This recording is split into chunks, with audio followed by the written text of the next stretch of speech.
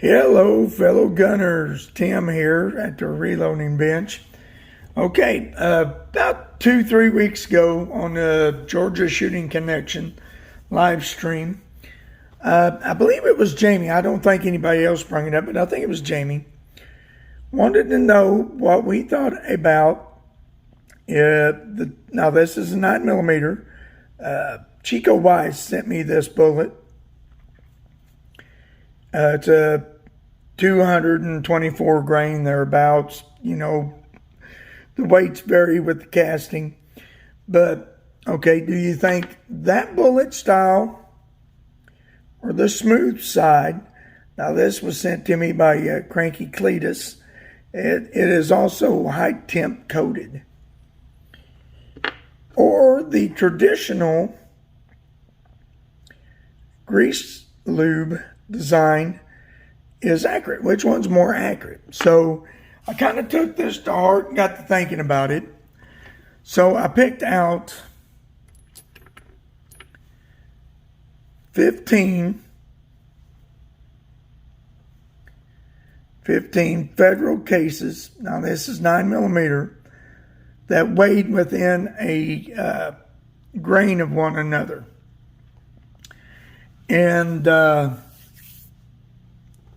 then I primed them with some Fiocchi small pistol primers.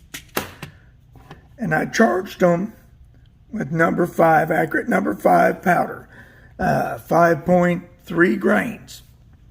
I got the powder cheap, and I'm using it because I want to see how it does. People have made comments in the past about, can you please use powder that is normal people use or we can normally get? Well, in this day and age, what can you normally get? That's what I got right as this stuff. Well, I'm rambling now. But anyway, so I've loaded all them, and these cases have all been trimmed to the same length so I get the same amount of crimp. Of course, with the different bullet styles, you're going to get a different seating depth. So, this test may actually not prove anything. And let's think about it, guys. What I'm doing here, testing these, it's going to be totally different than what you would be doing if you were testing. So people are going to get different results. I'm going to be using the High Point 16-inch carbine because that's what I like to test with. Of course, we're going to see different velocities on these bullets, even though they are all right around 125, 126 grains of one another.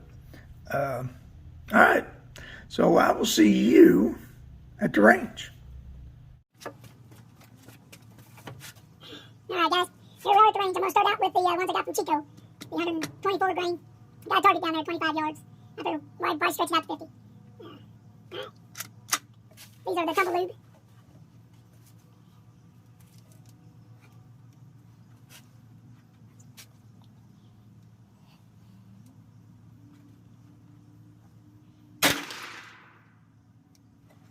We got 1191.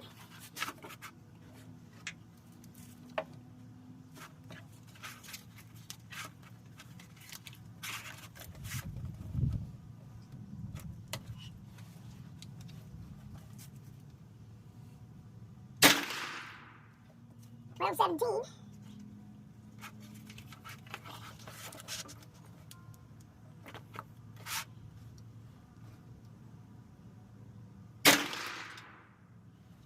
$11.99.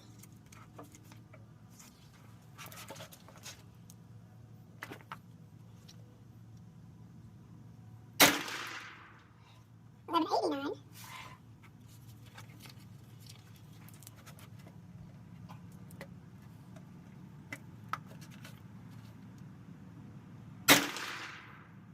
$11.81.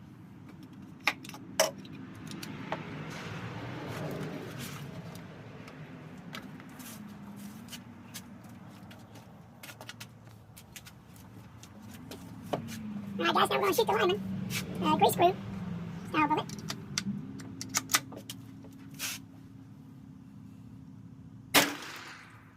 $11.44.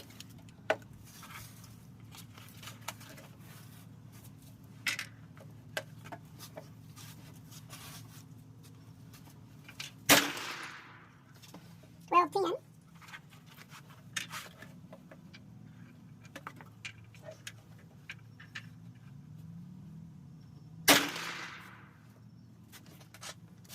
$12.05.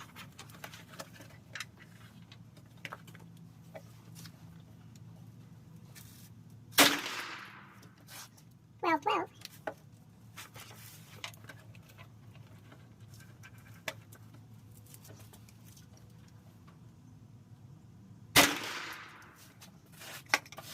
$12.99. I mean $11.99. Except for that first shot. It was pretty close. That first shot, I don't know why it dropped. It was way down.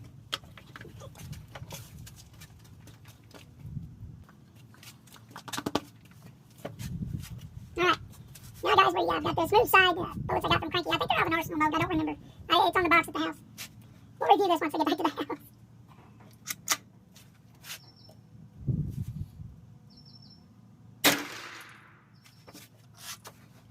$11.62.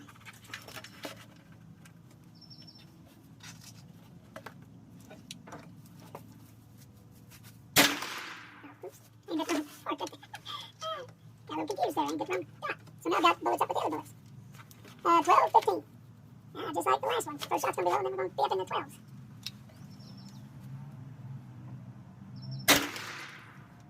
$11.68. Okay, well, I guess we're going to stay down around the 11.60s. That one was just high.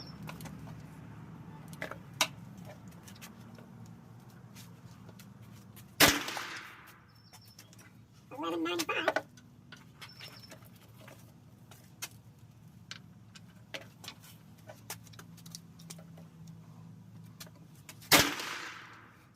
Another $11.95.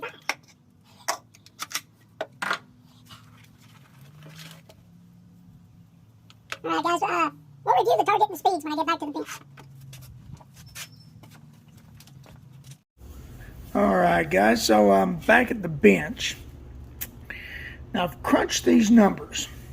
Alright, now the first one up here was the Lee 124 grain truncated cone tumblelube. And here's my numbers, my 5 shots. And here's my average, 11.95, and I had an extreme spread of 36. Okay.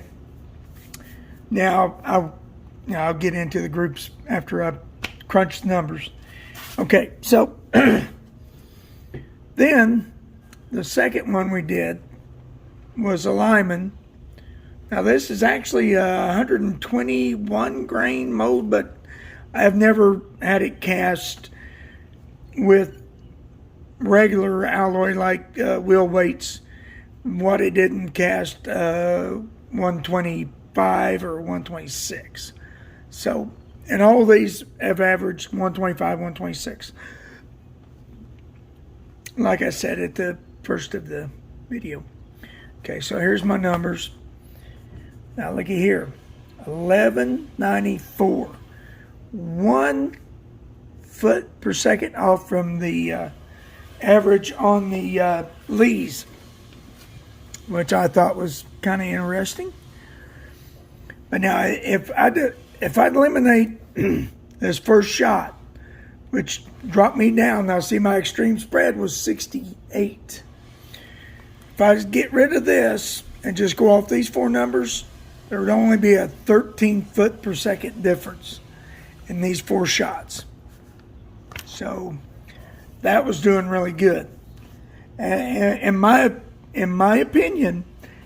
But it's hard to tell from the groups. I felt like it shot the best group.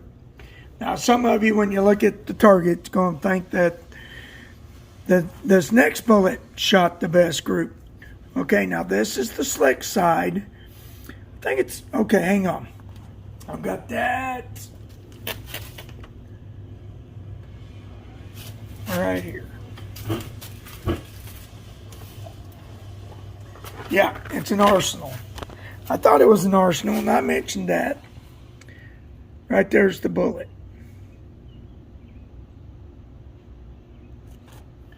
Okay. And here's my numbers. And see, my average on it was like 7 to 8 feet per second slower than the other two bullets. But I had a real high and a real low here. But now it was only 53 feet per second at the extreme spread, so not too bad. Okay, so as far as speed, our speed looks like it's pretty close between these three bullets. The extreme spreads are quite a bit different, but like I said, if I got rid of that one number on my Lyman, that would only be 13 feet per second difference. And like I said, my opinion, I felt like that group shot the best. Okay, but, all right, I'm going to get into the targets. I think they're all in. Okay, so here's the Lee and the Lyman plus one of the slick sides, because if you remember during my shooting, I said, oh, I aimed at the wrong target. Okay, but this up here is mostly, this one and these are mostly the Lee. And here's the Lyman. And one of these shots, and I think it's actually, yeah, this one is from the Arsenal. So there you go. They're comparably about the same. But I still feel like, see, you've got two in this hole here. Okay. Now here's the slick side Arsenal mode. You've got, these are within an inch. These three shots are in an inch. And I've got one that came out here. So as far as accuracy, you know, and that's what we were shooting for. I don't know, and here's another thing. I let my grandson Carter shoot after this. We shot some of the, well, it says Lee, but they were actually Lyman. I have to mark that out.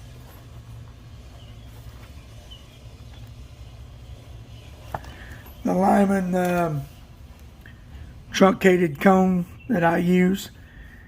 I haven't crunched numbers on that. That's not important. But anyway, I let him shoot these 10 shots at 25 yards on another target. And he goes, I'm not doing very well. Is there something wrong?